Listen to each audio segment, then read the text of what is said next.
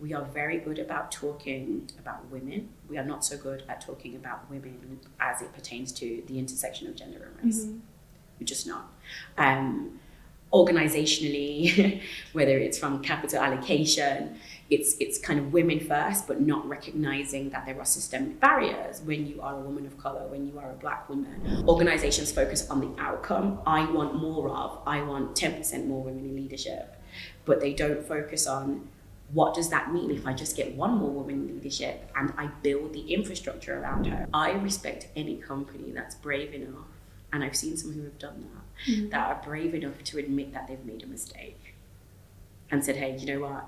And it's okay to, it's brilliant to make mistakes, but still be fearless enough to say, we did it wrong. We're not sure where we did it wrong, and what can we do to change? And when I say change, I don't mean completely overhaul everything, but just being ready to challenge what you're doing. And that's super difficult to do.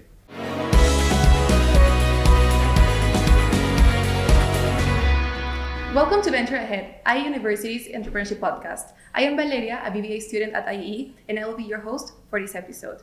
Today, I am with Leanne Mair. Thank you for being here and joining us. Pleasure. Leanne Mair was the founder of Benefactum Consulting, and today she will be helping us in breaking down every step of the entrepreneurial journey, specifically in the field of technology and tools for improving gender and racial equality. And so, Leanne, you studied German and European studies, and then you also worked in asset management. I did. But then your entrepreneurial spirit just surged, and then you co-founded the Room, which aims to help young women in the workplace. And then you founded Benefactum Consulting, which also has a similar objective in improving gender and racial equality. Do you want to briefly add something to your background so our listeners can get to know you better? Yeah, of course. So I would say my entrepreneurial spirit started long, and I thought about this recently. It started long before I even knew it was a thing. And I say that to say, I've always done things that I've loved as part of my life. So I love cars. I used to collect cards about cars. I used to put them into a catalog. I knew all the horse brake power, everything. But to get my hands on cars, when I was about 9, I started to clean cars with a friend of mine. My mum's friends used to come over, and then we used to clean the cars outside the house. I'd get to look at the engine, do all this kind of stuff. And it wasn't about money, it was about my enjoyment and my opportunity to learn. And I actually looked back through my life, and I was like, oh, I've kind of always found money to find ways to make money and combine it with things that I enjoy. It wasn't about scaling it at that point. It was purely to do what I loved. And I also felt, and I didn't realize this also too very recently, but I'd never wanted to confine myself to do anything in particular. So the reason why I studied languages at university was because I was like, if I don't do this, I will lose it. So I actually wanted to be an intellectual property lawyer, nothing to do with that. And I fell quite literally. I got my place at the Society of Law in London, and I was like, okay, I need money. So I started to work, and this was January 2007. And I started to work for an asset manager, and pretty much from that point, I was like, oh, this is such a sexy industry. I want to stay here. And left law behind. But what I realized is, and this is a theme for me in general, is that you have the capacity to do a lot more than you think.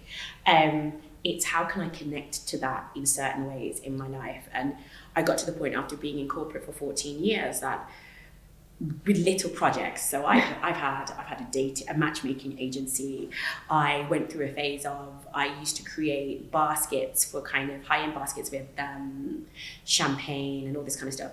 So you try your hand at so many different things to fulfill two parts, your professional need, but also your entrepreneurial, your passions, your talents, your skills. And then at a certain point, I just wanted to do things that were more purpose-filled. And that's how Benefactum was started first, which is a consultancy that looks at accelerating gender equity and racial equity within the workplace.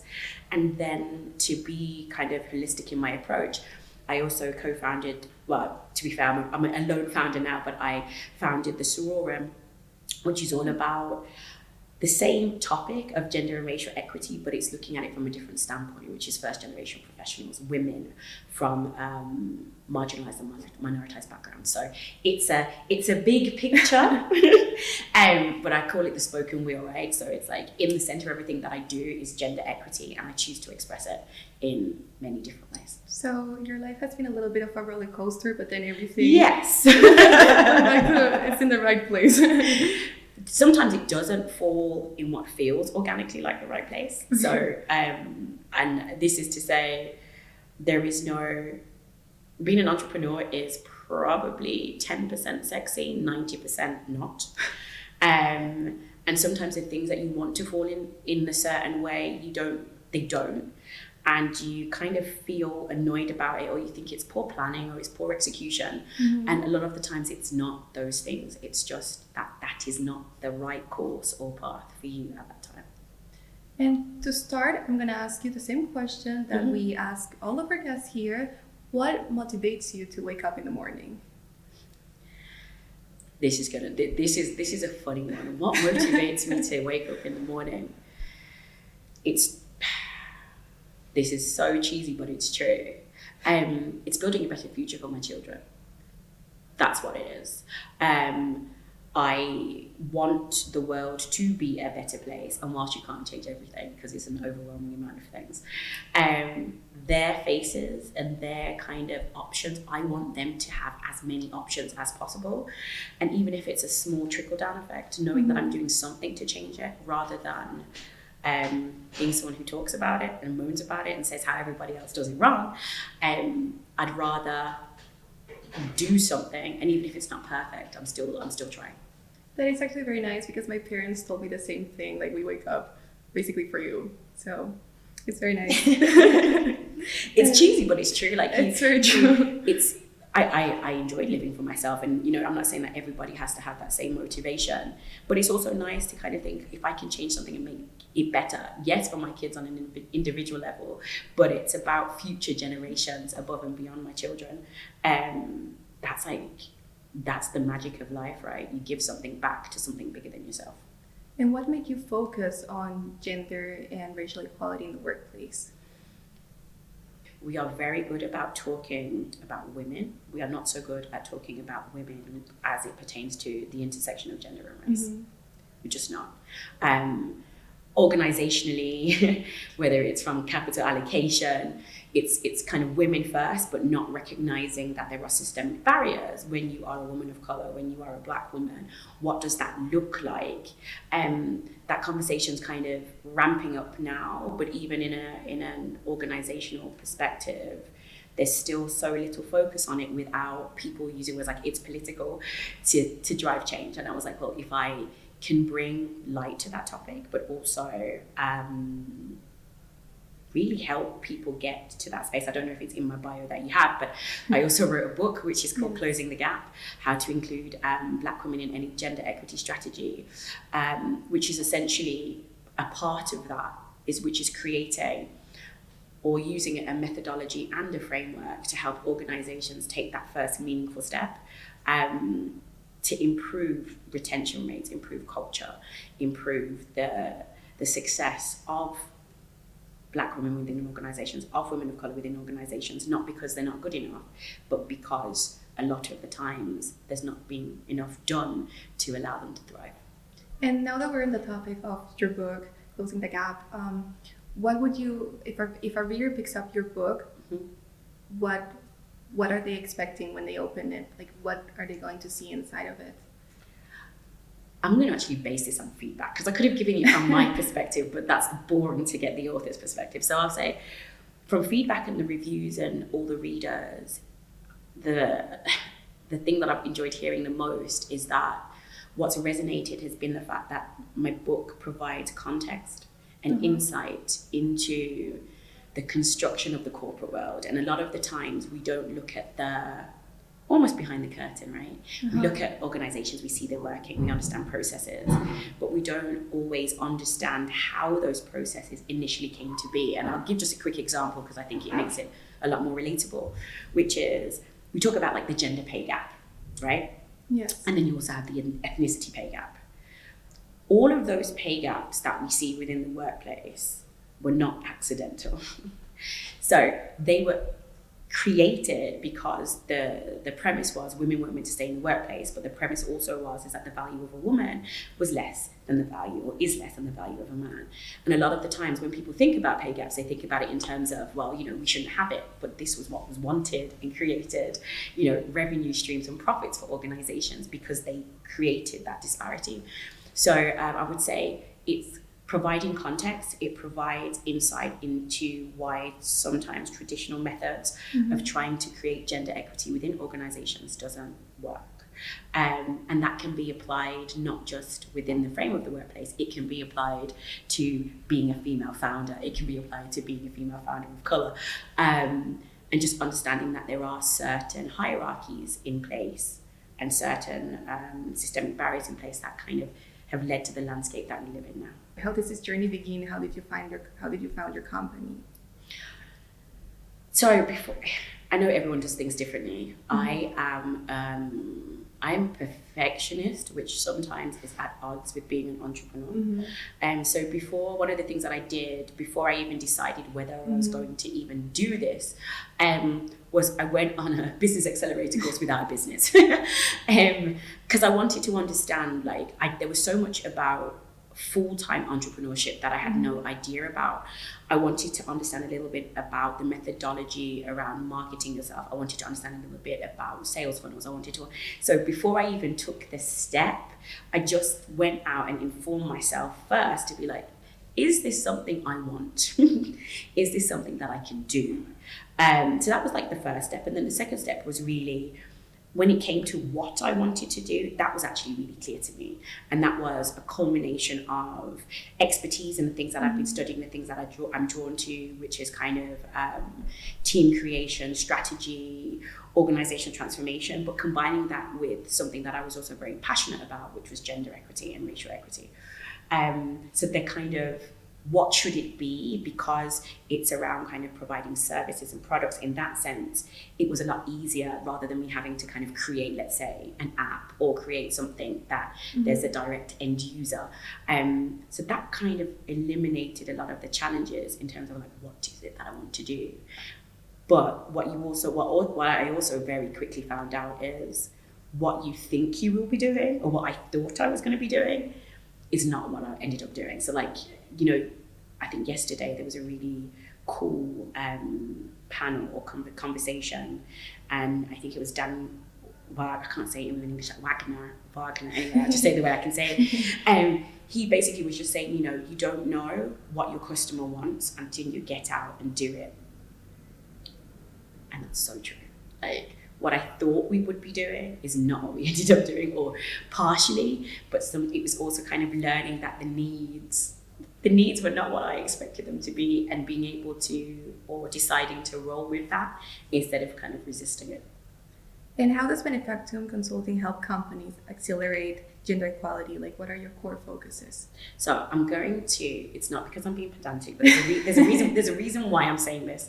So the reason why I'm very specific on language around gender equity is because gender equality is looking at women having parity to men. Gender equity, for me, is looking at the fact that there is still a hierarchy amongst women that still needs to be flattened before we can get to this equality piece. So you still have the pay gaps amongst women. So a lot of the times it's looking at what kind of processes do they have in place in terms of promotion, what are the retention rates, and how can they do that better. But before all of that, it's also, when I say education, I don't mean it in a patronizing way, it's also an education piece. Sometimes it's having those awkward conversations or giving those awkward keynotes around, you might think that this is a great idea, however, it doesn't work for all of the women in your organization because of A, B, C, D, E. So sometimes it's supporting organizations in having that first conversation, which might not mean you're doing anything in terms of HR process and governance. It might mean you're having conversations with senior leadership to get them to understand why this is necessary. Because if we don't get the why, we don't make meaningful change. And what is the biggest challenge you have faced when trying to promote the inclusion and retention of women in the workplace? Funny enough, I just had a conversation about this. The biggest challenge is when this is done wrongly, it negatively impacts women for a longer time. So, and I'll give you an example of that, which is when organizations, for example, are in a rush to just promote women because they've said that we're going to have an increase in leadership by 10%, and they just promote women who are there, but they don't take the time to check if the woman is qualified. They do the woman a disservice and they do an organization a disservice. And the fallout of that is that like men might be like, okay, so I have no opportunity and she's not good at her job. So it's really taking that step of saying, have I done everything to make sure that I'm not being reactionary to deliver on certain KPIs because that's what I think I should be doing? Or have I really looked at, is this the right fit? How do we, if we don't think it's the right fit, how can we then make the changes? What is it that we need to do? And I think the biggest challenge is that there's pushback because a lot of organizations have done things quickly, but they've not necessarily taken meaningful action. And you mentioned the KPIs. How do you measure the impact? Right. So impact is different to outcome. So I think sometimes Outcome, sorry. No, it's not that. I think that's actually like, for me, the crux of the challenge is that organizations focus on the outcome. I want 10% more women in leadership, but they don't focus on what does that mean if I just get one more woman in leadership and I build the infrastructure around her and say, look, not only am I going to promote you, I'm going to make sure we help develop your skills. I'm going to make sure that everybody in the team understands that this is not a diversity promotion, but that you are, that you deserve this position. How do I build a pathway for you to move up within the the career path? So I think it's that. I think a lot of the time the focus is on outcomes rather than how can I change something fundamentally and understand the process and get to learn the challenges that one woman faces, not necessarily hundreds, one woman faces, so that we can start to apply better processes more broadly. That's honestly amazing. And I imagine you've also seen a lot of impactful transformations in companies. Can you share one that was very remarkable? Do you know what I will say? I will say I respect any company that's brave enough, and I've seen some who have done that, that are brave enough to admit that they've made a mistake and said, hey, you know what? And it's okay to, it's brilliant to make mistakes, but still be fearless enough to say, we did it wrong. We're not sure where we did it wrong, and what can we do to change? And when I say change, I don't mean completely overhaul everything, but just being ready to challenge what you're doing. And that's super difficult to do. Especially when you've invested a lot of money in doing what you've done so far. And for me, that's the thing. I think sometimes it's easy, even for me, I was like, I want to see more, but actually the more for me has been seeing leaders take responsibility for the challenges that they faced and to drive accountability instead of saying, hey, this is what's going to happen in my organization. They literally follow that through with all their reporting lines to start to slowly but surely change their cultures. I think that it's very important to recognize the mistakes. So I think that's one step further when companies do that. But has it been difficult talking to them? It has. It has on many levels, and I would say there's been two narratives, right? There's going to be the external narrative where all these companies are like, oh, I'm doing all this stuff, it's so great. And then you speak to somebody who works within the organization and yeah, that's not the case. That's smoke and mirrors. That is a very difficult challenge because when you start conversations, most people still think you only know the external narrative and no, I know what's going on inside.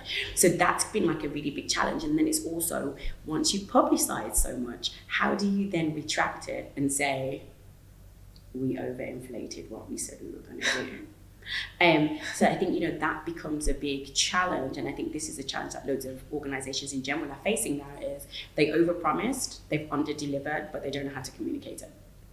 And we're seeing that definitely in the past 3 years. I'm not sure if you're familiar with the Edelman Trust Barometer. No. So it's an organization, and they interview, I think globally, maybe like 32,000 people, and they ask them, what is it that you're looking for from your CEOs? And over the years, that's changed. And this year, they're kind of, interesting enough, they're talking about technology. And they're looking at kind of technology, what should an organization do? Are organizations trustworthy? And at the moment, the levels of trust, especially within Western Europe, has decreased. And people don't necessarily feel as though they can trust organizations, which basically means that you're also at a difficult part, whereas trust is low, you've not admitted your mistakes, and you're less likely to admit them, because if you do, then it breaches trust already. So I think we're at an interesting moment in general, and I think that the new generation of entrepreneurs have a huge opportunity ahead of them with being transparent, with being open about the challenges they're facing, with being open about how they're implementing processes, whether it's from an internal process perspective or whether it's from how sustainable they're choosing to be. And I think this is going to be a really interesting couple of years in terms of trust, communication, transparency, and what the difference will be between well-established organizations who people look to be the forerunners of change versus kind of the newer ones who are going to disrupt a lot of the things we're seeing now. The world is advancing. It is. It has to, right? It has to. I just hope it happens. Not so much quicker, but I just hope it's more transparent, and I hope it's a lot more honest going forward. And what are you looking for beyond reaching equality? Like, what is it inside of you that you want to make? I want us to get to the point. I don't know. I don't think this will happen in my lifetime, but that's not the point. I think it's really important that each and every one of us gets to show up as we are. And when I say as we are, I'm not saying that there will never be lines of conformity, because that's normal. But it's more that you get to show up and choose. You get to show up and choose how much you want to show of yourself, and what you do decide to show at work, whether you're in a meeting to try and get funding, that is accepted, as opposed to being like, oh, that wasn't formal enough. You didn't dress. When I say appropriately, that's a whole other topic. But you know what I mean. That everybody has the space that they need to really show that you're as unique as we all are. We are unique, and we should celebrate ourselves for being that. To be yourself and to feel comfortable with it. Yeah, and for others to accept it just as it is. Exactly.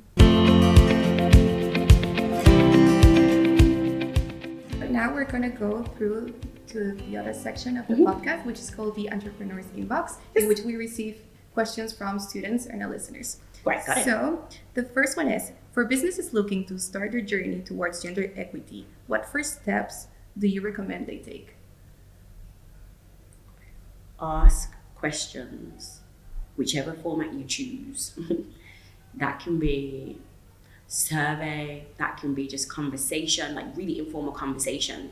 And I always think of the question, not how does someone feel, but what is it that you need to succeed? So, if you've got a small team, even if there's only like 1 woman, 5 women, depending on the size of your team, it's, what is it that's missing for you and what do you need to succeed? And also be prepared to not like all the responses. It's not easy to get constructive feedbacks or constructive criticism sometimes, but kind of going into the situation with an openness to say, I will learn something, and I'm prepared, if it is possible, because it's not always possible, I'm prepared to make the change. That's very nice. Thank you so much for that. No worries. And the last one is, gender equality issues are often perceived as primarily women's problem. What advice would you give men to actively contribute and support gender equity in the workplace? We can't do it without men. That's just, I know when I say we can't do it, it's a fact. We can't do it without men. If you kind of want to look at it from a power perspective and who is in the most leadership positions, this has to be a conversation as to how we can do it together, not men versus women, but it's also a recognition of, if you are going to engage in conversations, or when you do engage in conversations about the experiences of women, or this is just like a general thing, like we all have the capacity to be allies, right? And your truth in existence is different to my truth in existence. But when we share that, there has to be a fundamental level of, if I tell you something that's not happened to you, it can't be, are you sure? Or that doesn't sound quite right. It's going into those conversations, knowing that your reality may be challenged. Mm-hmm. But what do we do with that? And how can you, if this is not a challenge you face, how can we find a solution together to make sure that that works for me? Because when I feel great in the workplace, if I'm a better colleague and I feel great, that has a great impact on our relationship. So I think it's really being open to what you think you know, but also not jumping in and saying, hey, we can do this better. Sometimes it's not always about finding a solution. Sometimes it's just about having a conversation. That's very nice. Also, we have someone asked a question yesterday, how can you be a good mentor? And one of the answers was listening. And I add to that, and I would say sometimes it's, you cannot decide for somebody else what their solution is, but we can co-create things together by relying on my input, your experience, and think of things together. And I think that for me is the important bit. Like, if we can have these conversations, men and women, and figure out something together and understand each other's experiences and standpoints, we get a lot further than siloing everything just as a woman's problem, which it's not just a woman's problem. No, it is not. Thank you very much for all your insights. My pleasure. I believe we all learned a lot from you about gender and racial equality. So thank you so much for listening to this podcast. You can find us in all platforms available, so don't forget to subscribe. Do you wish to add something before we finish? If anyone wants to find me, you can find me on LinkedIn. It's just Leanne Mair. On Instagram, if you want to see a little bit about my life, which is at Leanne and for silliness, I'm on TikTok, but I don't actually know what my handle is. But you can find Leanne Mair, I'm sure it's there somewhere. Thank you.